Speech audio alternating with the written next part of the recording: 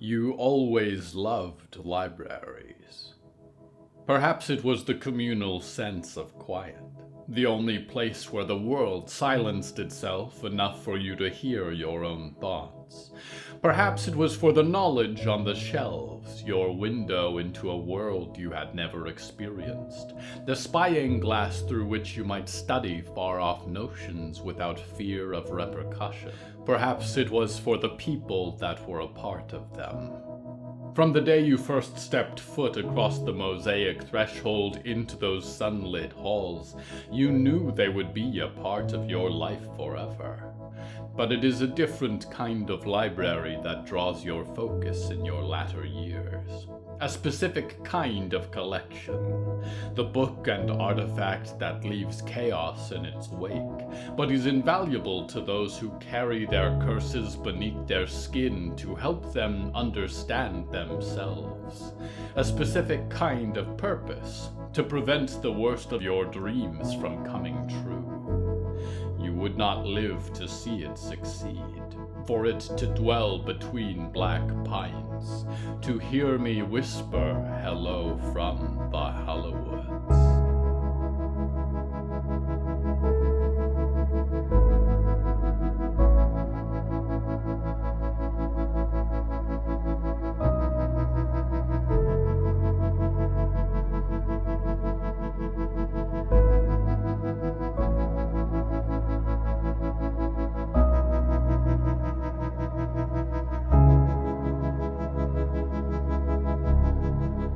It was a long time coming, dreamer. I know that. It is not the first time I have seen the great masterwork of a loved one become darkened by time, fail to become what they had hoped it would be after their end. Unsupervised visions falling askew without the careful hands of their creators. And yet, I do not wish to see it happen. This was a lifetime in the making for her, and she was gone too soon. But I have a responsibility to you, as difficult as it is for me at times to see you through to the other side. You are not so attached as I. How could you be? You do not know the love that lived in this place before the darkness did. The office is false, like everything in the Downing Hill Public Library. A fragile vision to keep up appearances in the wake of unbearable cosmic gravity. It is decorated with orange retro furniture and ugly wooden paneling. There's a suitcase open on the desk, full of magazines, and a man as much a phantom as the library itself, and a girl whose vengeance I cannot fault. The theme of tonight's episode is libraries.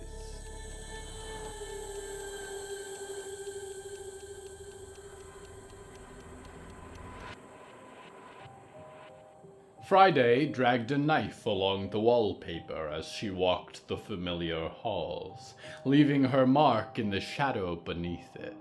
She had been out in the real world for a summer and an autumn, and she could tell the difference now between real paper and false.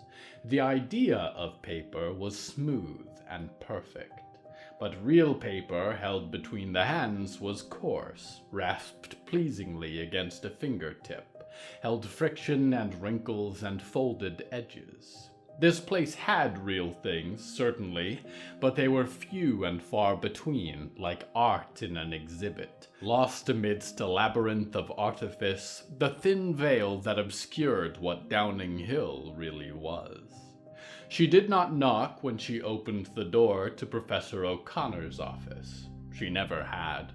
It was a game she played, seeing if it would be the one occasion she'd catch him off guard. But whatever was wrong with those peculiar, colorless eyes of his, they saw through everyone and everything. He looked up to her with an expression she didn't like very much. There was nothing she loathed like smugness. "Come back to say goodbye, have you?" he said. He stood over a suitcase mostly full of his lurid paranormal magazines, weighed 2 in his hands as if deciding which would be the last to take along. He barely looked up at her, in fact, which cut her in a way she hadn't anticipated. She paused at that, held the knife in both hands thoughtfully. It was cold steel rather than soul-devouring onyx. It suited her better. "Hardly," she said, and glanced around. Something was wrong in the library, beyond O'Connor's walls. It was dead and anxious like a plague city. "You stole me as a child, and a locket from my mother's corpse." "Rescue is the term I would have used," O'Connor said, glancing over his magazine covers. He finally chose one, set it deliberately in the case, and closed it. "That's what it's called when you find a young child in the woods whose mother is being burned alive by the church." "I want to know why," Friday said, and scraped her knife against the door frame, shaving off a curling flake of wood to reveal the nothingness beneath. She put the flake into the book bag hanging from her shoulder. "I've never known you to be generous, or even kind to me. You went out of your way to punish me, in fact. Is that why you kept sending me back to the summer program? Is that how you showed your fatherly affection?" "I've never regarded myself as your father," O'Connor said, and glanced up to her briefly, colorlessly, before returning his gaze to the magazines he had decided not to pack, and his brows knit together with regret. This one is a classic, though. Ghost Car Haunts America's Highways. I'm a bit fond of it. I might be able to cut one of the Mothman issues." Friday stabbed the knife into the door frame, sank it deep into the skin of the library. She glared at him.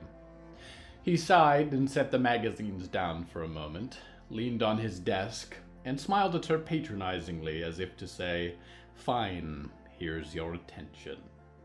He waited for her to speak. He made her feel like everyone in this place did, an insect in a spider's web, a fly at the end of a string. "I'll bite," she said. "Why are you packing your trite little magazines?" "Oh, you haven't heard," he said. "I'm retiring." "The radiation in here finally got to you, did it?" Friday mused. "Nothing so fortunate," said O'Connor, and put his hands in his waistcoat pockets, looked around his study. "Within the night, this library's fate will be decided. Either nothing happens, in which case our mission is over, and I have nothing left for me here. Or Director Blackletter's plan works, and the library moves, and she begins to usher in some kind of New World empire, which I have no great desire to administrate." "That was all you ever talked about," she said. "Making us tough, making us ready. You don't want to see what's on the other side of all your work?" He swallowed and looked down. Every dragon had its missing scale. "I've never been kind to you," he said. "Or to any of our students, for that matter. I've watched them die for their weakness. But it may surprise you, as much as it has surprised me, to know that I do have a heart. I believe in fairness, if nothing else. It wasn't fair that a girl who had done nothing wrong, who was only a little unlucky, had to watch her mother burning alive in the forest. And it is not fair that your friend, Miss Martin, has been sent to play such a crucial role in the future of this library when she is so woefully underprepared. The director does not make such distinctions, and so I think it is best that we part ways." A complex pang ran through Friday. A friendship that had been the lifeline she needed for a time stopped her from doing something like this so much sooner. The sourness of how it had ended, and watching Clara turn out to be everything she hated about this place. The knowledge that the mission Clara was on was not written for her, but for Olivier, and the reminder that Downing Hill had taken 2 friends from her now. Good, she thought. At least no small part of me has to worry about running into her here, about trying to make sure she survives. Is that why you came? Said O'Connor, and she looked up to find he had crossed the room, donned a smart brown coat and a brimmed hat. His prosthetic leg was a simple piece of wood, golden banding, made from Downing Hill shelves or a stairway banister, perhaps. He walked with a matching cane and lugged his suitcase with the other hand. Just to ask about my intentions in saving your life. Answers never appetize as much as one would hope. No, Friday said and plucked her knife from the doorway. I came to give you a gift. He paused a few paces from her, ready to exit, blocked by the girl in the black dress and the boots with the knife. She tightened her grip on it suddenly to see if he'd flinch. He did not, studied her like some scrupulous bird of prey. I'm afraid I can't fit much more in my suitcase, he said. Will it fit in a pocket? It's quite light, she said. It's this. A warning. A superfluous one now. Get out of here. There's not going to be a library at the end of the night. You saved my life once. I've saved yours now. That makes us even. I don't owe you anything. I don't need to tell you what an undertaking it would be to do serious harm to this place, he mused and tapped his foot. Then he smiled. But I suppose it's not their lucky day, is it? He walked breezily past her and whistled as he carried his bag down the hall, a tap of the leg of the cane. She stared after him, and for a moment she was not sure what she wanted. A little more time. A last word. A goodbye.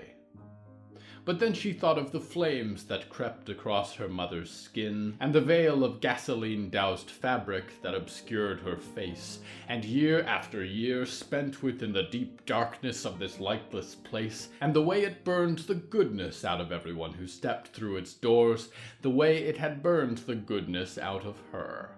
And she remembered what she wanted then. She stood alone in the doorway to O'Connor's office now. He'd left the lamp on, just like it always was, like he was going to come back from the meal hall any minute and ask what she thought she was doing in here. But he wasn't coming back. And after this, neither was she. She reached into the book bag and pulled out her welding mask and fit the strap over her treasure-full braids. And then she removed the flamethrower and clicked the trigger. Wondered for a moment if it would work, ancient and empty as it was, smiled as it did. And the smile widened into a grin as the white-hot flame leapt from the metal cradled in her arms, and it sailed in arcs across the room, caught on the magazines left behind and the wall of books, and sprawled rapidly from there across the coat rack, the uncomfortable orange chairs, the timbers of the desk. She carried it outside and backed down the hall, left a trail of sparking embers in her wake, and lit the wallpaper with searing flames. The air was immediately hot, stifling, smoke pouring out into the void beyond the walls. O'Connor's office was an oven, books from 1,000 philosophies turning into tinder. If they were smart, of course, they'd be on her in an instant. The static-faced librarians, and the director's little living weapons that had never once pretended to be her friends, and maybe even little old Blackletter herself. But they'd have a hard time doing it, wouldn't they? When the stairs led to quite the wrong places, when doors suddenly locked of their own accord, when they could only too late feel the smoke gathering in all the inaccessible places, the flame crawl on the inside of the walls of this hollow labyrinth. She held nothing back, felt it pouring off of her skin, 20 years of bad luck finally unleashed. She walked down the hall, and then skipped, and then danced, and with each step destruction followed in her wake. Today was going to be a very good day for Friday Rescher. Today was going to be a very bad day for the Downing Hill Public Library.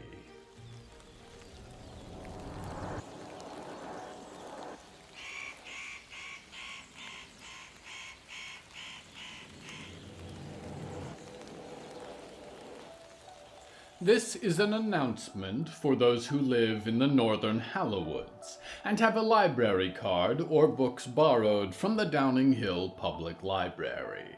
The library is closed for today due to scheduled renovation, relocation, and possible demolition. If you have a library card and intend to join the library in its new location, please attend it immediately, as its departure will be sudden. It is scheduled for some time past midnight and before dawn, depending on when its agent in the north completes the ritual required to summon it. If you are unable to return your books before their due date, you may have less to worry about than before, as Downing Hill's chief enforcer of overdue books has sought a new occupation.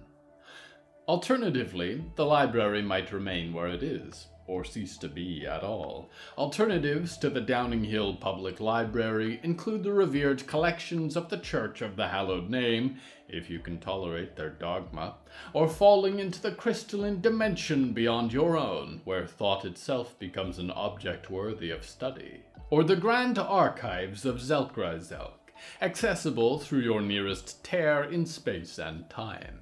Going forward, the address of the library might be north, as far north as you can go, north until the ends of the earth. North or nowhere. We go now to one whose life has been the library.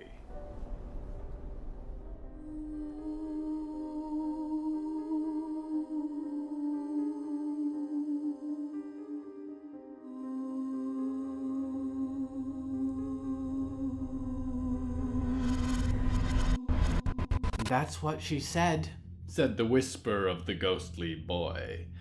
that it's going to move. Move to where? Victoria said, and tugged at her mustache in concern. They sat in a room that had unofficially become a safe haven for her and Harrow and what remained of Arnold. A treatises on divinity collection with a vaulted stone ceiling and books of dusty parchment that lined each wall. When you removed one, there was another row of books behind those. There was no telling how far back they went. Like many rooms in Downing Hill, it was not frequented often, and there were far fewer prying ears around here than they used to be. The doorway was through a cabinet which sat in one of the empty visitor wings. I don't know, Said the ghost. Al hovered in the darkness, had no eyelids with which to blink, spoke with naked teeth outlined in transparent light, like a rabbit skinned by a hunter. I should probably have asked. She only said far away, so far that my grandma can't visit anymore. I know where it is, Harrow said. The porcelain-skinned child held Al's drum in his lap, and the remaining hand of Arnold on top of that. The hand tapped a few rhythmic notes on the drum every so often. She's talked about it with me before. She didn't mention it was coming so quickly. She's taking the library to the North Pole and underwater. Clara's out there trying to set up the location ahead of time. We're going to the North Pole in time for Christmas? Said Al. That's where Santa Claus lives. Does he bring you presents here at the library? He didn't bring me any while I was in the bad man's basement. I think he forgot about me. She can't do that, Victoria said, eyebrows raised. She ignored the topic of La Navidad for now. She'd much prefer to be home for the holidays. How are my letters going to get out? How am I going to visit my family? They already hate that I'm this far away. I don't know, offered Harrow. Is this what Clara's been so busy with? Victoria said, and crossed the arms of her Renaissance shirt. No wonder she started taking on Olivier's attitude. I hope she's all right, Harrow whispered. I see bad things everywhere. but out there especially. Well, whatever happens, it's the path she chose. We did our best. Victoria shrugged and frowned at the ground. How can you help someone when she thinks your help is beneath her? Harrow looked up to the wooden doors at the same moment that a sound caught Victoria's ear. A rustle of wings, one that she had not heard in weeks. Months? How long had it been, come to think of it, since she'd seen the omen fluttering around Downing Hill? Immediately a sense of fear shot through her, cold amidst the heated thoughts. Was she doing anything wrong? Was she going to be punished? The fluttering stopped, and there was a scrape against the wood as the omen's talons scratched the closed door, and from the other side she could hear its voice crowing. "Leave," the omen cried. "Take what's cherished, leave or perish. There is a fire in the library." And then the flapping continued onward, and she rose to her feet, moved for the door. As she did, there was a crash from outside, a shudder of some great timber shattering. "What was that about?" she said, as much to herself as to Harrow and Al. Harrow was standing too, and Al hovered nearby, a silver outline in the dusty shadows. "I can feel it," Harrow whispered, black eyes staring widely into the horizon beyond the door. "It's like a wound. It's opening for us." "You know I don't get riddles," Victoria said, and reached her hand for the handle. It was supposed to open, pull her into the darkness that would turn into the library beyond, but it did not. She rattled it, and then shoved her shoulder against the door. It would not budge. "Let me see what's going on," Al said, and drifted past her, a corpse disappearing through the wooden beams of the door. "The door is a cabinet on the other side, right?" said Harrow, and held Arnold's hand close. "What if it's fallen over? What if there is a fire?" Victoria shoved the door again. It was not hot, but there was something else now. Smoke pouring from beneath the door, making the air acrid and heavy. And she found herself in the rare position of not knowing what to do, of feeling the panic rise up in her chest and all the terrible things that made up her soul with it. She closed her eyes, tried to breathe deeply to keep the smoke from constricting her, and stepped away from the door. Harrow tried the door after her. It did not shift Fozir either. "Please," Harrow whispered and looked over to her. "Victoria, can you get us out of here?" "I don't know," she said, the world of dark bookshelves spinning around her. "Not without... I can't risk hurting you again." "If there is a fire," Harrow whispered, set the drum down for a moment, "it could be dangerous for everyone. We have to get out. We have to help." Victoria's vision had become a tunnel, books stretching out in every direction, and in front of her the wooden doors locked against the stone floor of a faraway lobby room, forgotten. Fear that turned into hair upon her arms and feet, sharpened her teeth, lengthened her fingers. Visions of Harrow cracked apart in her hands like a shattered doll, whatever dark ichor it was that kept Zir alive bleeding out.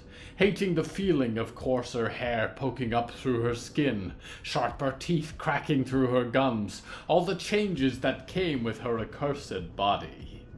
"I'm sorry," she said, to herself and to Harrow, and as she spoke her voice grew deeper, raspier, a growl that shook in her chest, and she ran with greater lungs and burning vision and outstretched claws for the door.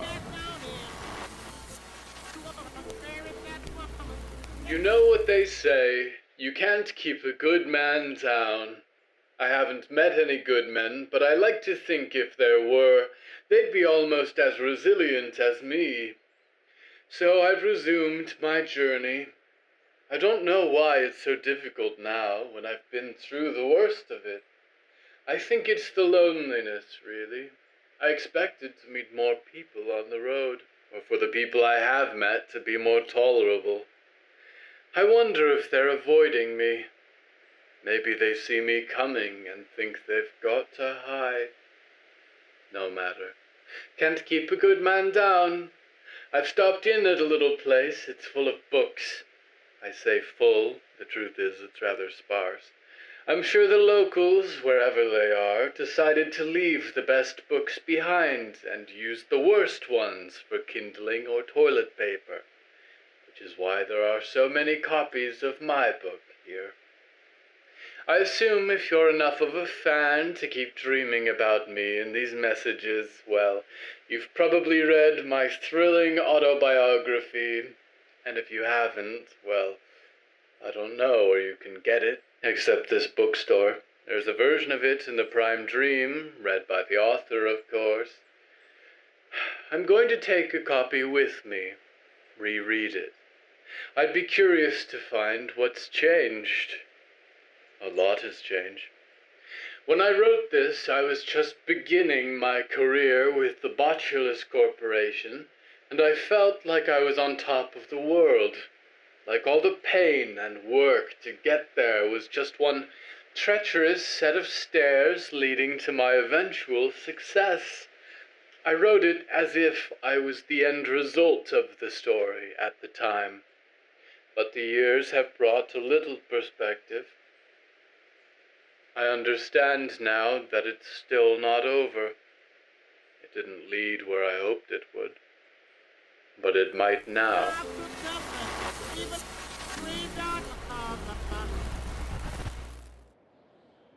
It's not very good. It's too long for what it is, and it's terribly self-aggrandizing. 2 out of 5 stars. Stick to broadcasting. We return now to Victoria Tepiani. Her hands connected with the door, except they were not hands but claws, long and sharp, and her skin was blanketed with thick black fur, and she was taller by an order of magnitude than she had been before. Her vision had changed, and living things burned hot in her sight. The only living thing in here was Arnold, and soon it would be none if she did not tear them free of this place. She tried the door first, feeling as desperate as a cornered beast in search of an exit, but her sharp claws could not splinter the wood nor shake the timbers. Harrow gave a small shriek as she put 200 pounds of force into it, and then 300, tearing at the surface.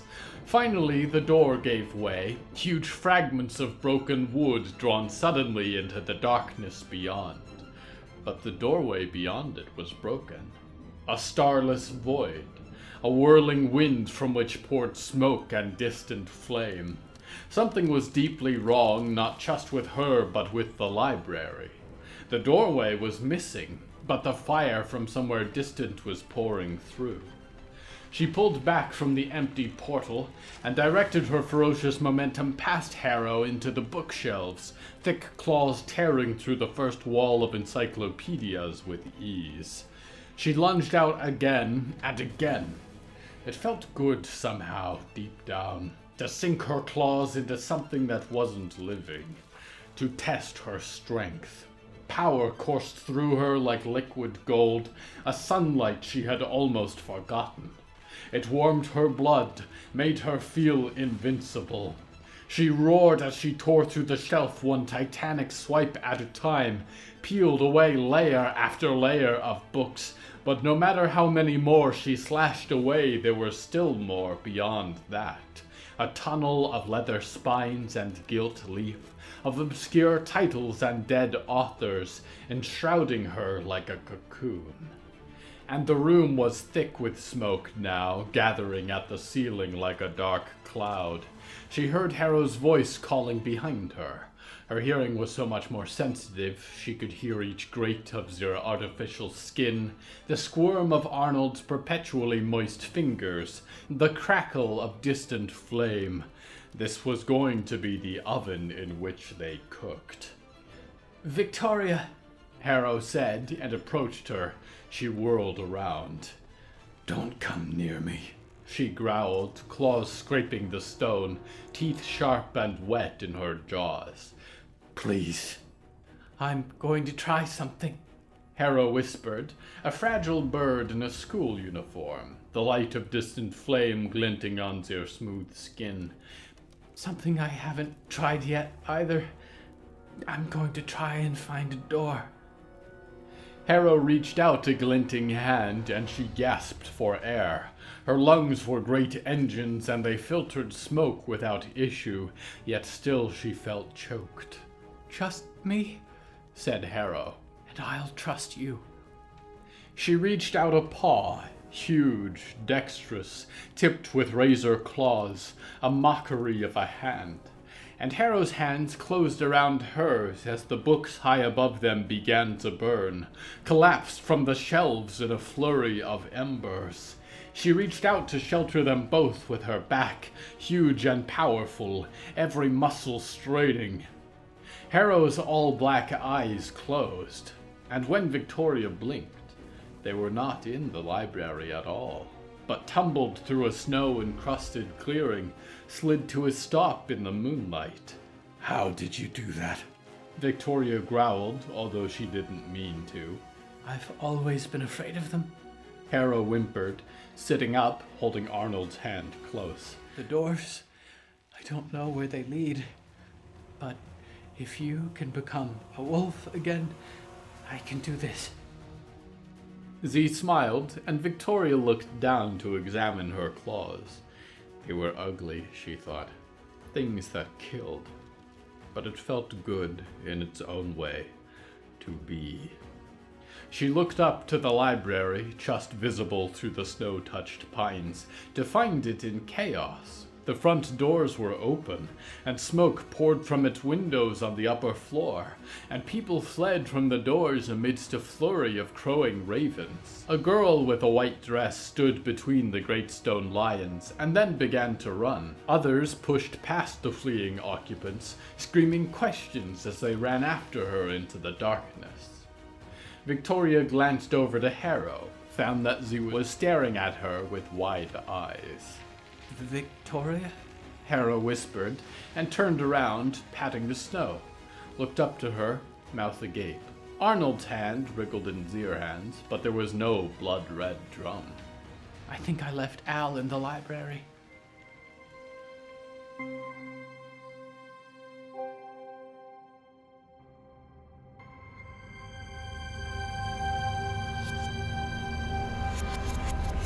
Libraries for you, dreamer, are for the most part safe places.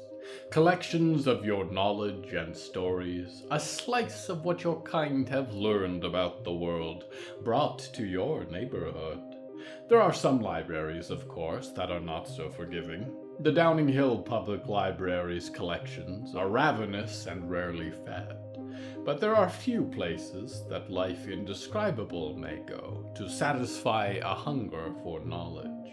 The Grand Archives, but they are not without their threats, compiled and maintained by Zelkrizalk the Omniscient One, and omniscience comes at a terrible price. It is a price you may pay if you linger too long in those collections.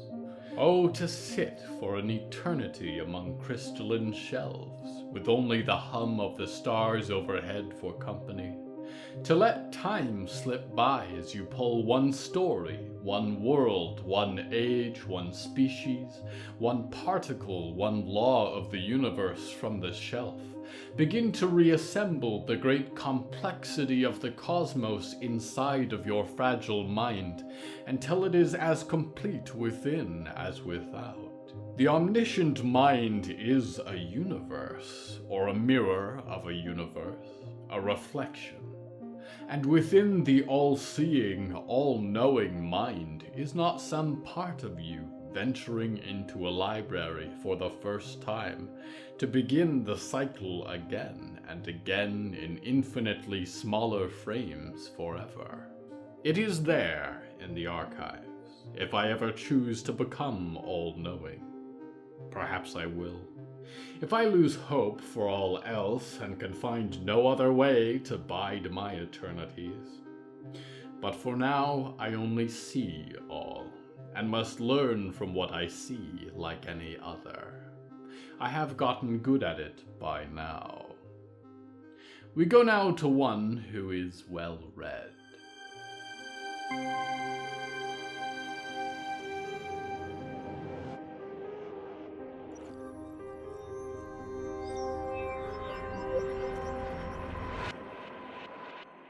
Damn instrument's not working, said Mr. Writingdesk, and dashed after Mr. Raven through the library. It had white linoleum floors and white fluorescent overhead lights, and tall gray metal shelves filled with books, not unlike the Institute back home. He thumbed at the little box with its small gray screen, too small in his hands. It's calibrated to high sensitivity, but we're surrounded by nonsense, said Mr. Raven, charting a course that only he seemed to know. Try upping the exclusion levels. We're looking for spikes. The signatures are quite unique. I don't know what you two are talking about, said Mrs. Cake, who managed to keep a quick pace after them, shotgun in her hands and hair a breeze. I've been in here before now. It didn't make any sense at all. Stop trying so hard and look for your girls. That was her in the white dress we saw run in here, wasn't it? What are their names? We should be calling. Mr. Raven opened his mouth to speak, but Mr. Writingdesk made a point of beating him to it. Penny, he said. One is Penny, the other is Friday. Mine is named Al, she said, and glared down a hallway that led off from the main library room.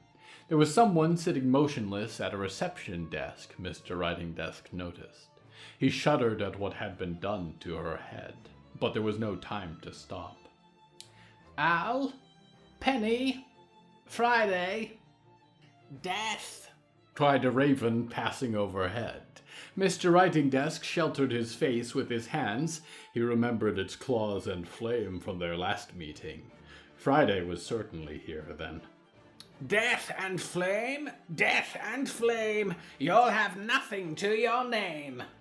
Thank you, Mr. Writingdesk muttered, and clicked the settings in on his device. It went from a frantic scattering of tones to a single high-pitched alert. Years ago, when he'd first joined, he would have been as excited as Mr. Raven was about a treasure trove of CPEs and related material to seize. But now he had one mission, and one only. Ow! Mrs. Cake exclaimed, and lowered her gun as she went stumbling a few steps away from them.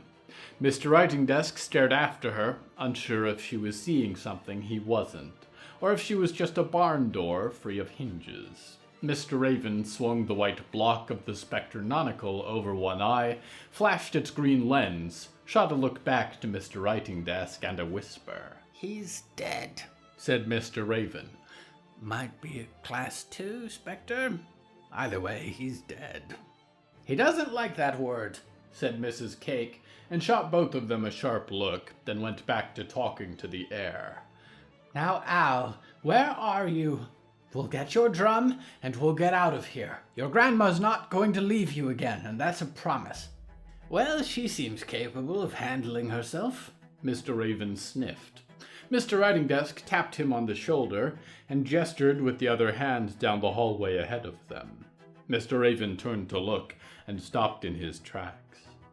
The end of a long hallway, stretching off into unknown depths of this minefield of paranormal entities, was on fire, and amidst the flames stood two girls, one in a black dress and one in white, holding hands. The girl in the black dress had a knife, and blood spattered her clothes. You broke your promise, called Penny. You said you'd stop following me. She already gave you one chance more than you deserve, Friday said, and let go of her sister's hand, came stalking towards them both. You're coming home this very night, called Mr. Raven. Both of you. It's the end of this madness. Mr. Raven leveled a device, aglow with cyan lights and filled with obsidian needles, and prepared to fire, but Mr. Writingdesk laid a hand on his shoulder, grabbed it firmly. Wait, he said, and Mr. Raven hesitated, even as the ghastly sister drew close. Penny, Mr. Writingdesk said, and stepped in front of Mr. Raven a little, raised both hands. I didn't come to follow you. Mr. Writingdesk, what are you doing? Mr. Raven muttered, shaking the gun in his hands. Friday was 25 feet away from them now, dragging her knife against the wall as she approached. 20. 15. I came to say goodbye, Mr. Writingdesk said. I wanted to say things I couldn't when we was leaving last. That it's been a pleasure to know you. That I hope this is what you want. A life up here. That is good. Friday stopped 10 feet away, head tilted, face betraying no expression except for a fixed smile and a dead look in the eyes. And Mr. Writingdesk reached within his coat to fetch his CPE Institute badge and do what he would have liked to do for a long time, which was to pitch it into the fire. But Friday tilted her head in response before he could pull it free, and it was shocking to him how quickly every wound in his body reopened at once, the stitches and scars loosening altogether. He gasped and collapsed to the ground like a grand piano from a 10-story building, and what he saw above him was a flash of light as Mr. Raven screamed and opened fire amidst the flying embers.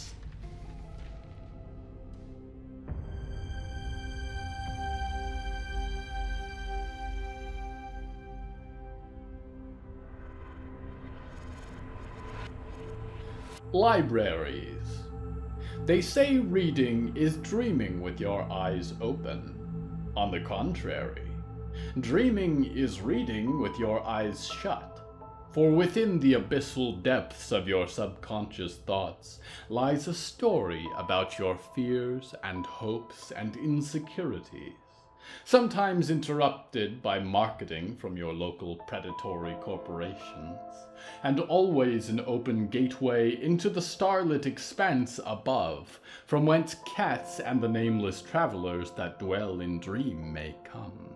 A pathway into the dream city of distant Kazanth, if you know how to walk it. And somewhere, at the end of the last chapter, your final moments before waking, your loyal host Nick, waiting literally for your return to the Hallowoods.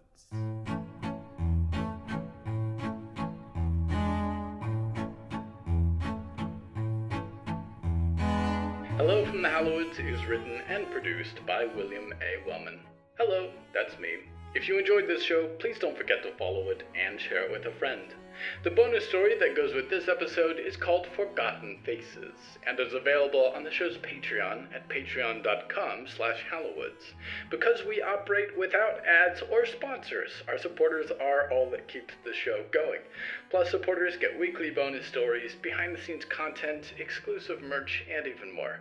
Merchandise and episode transcripts are available at hellofromthehallowoods.com. You can even find us on social media at @thehallowoods. Music is used under license from artlist.com. Our opening theme is Forest Overture by Yehezkel Raz, and the closing theme is Farewell by Belsitzman and Matan Ephrat. Until next time, dreamers, butterfly in the sky, I can go twice as high. Take a look, it's in a book. The invocation to pull the mad crystal god Elimnithar into our dimension. Eldritch Rainbow.